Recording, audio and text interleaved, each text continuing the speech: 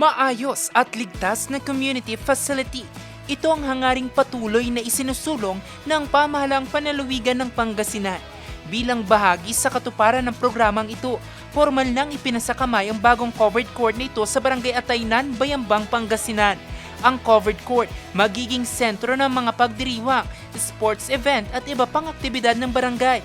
Pero bukod dito, ang covered court magsisilbing evacuation center sa panahon ng sakuna.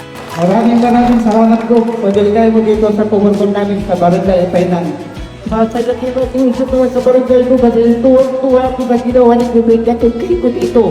Ang covered court, isa sa mga infrastructure projects sa probinsya na layong maisulong pa ang mga pagbabago at patuloy na pag-angat sa buhay ng bawat residente. But it is the effort of your leaders in the barangay na nagbigay ng inisyatibo para magawa itong proyektong ito.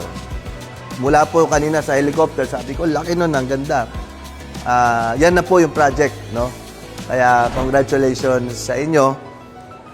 For so many years ahead, gagamitin po ito ng ating mga kabarangay sa Ataynan, Bayambang. Sa pamamagitan ng proyektong ito, patuloy na isinusulong ng pamahalaang panlalawigan ang ligtas, matatag at masandang Pangasinan. Jose Robert Inventor, RNG News.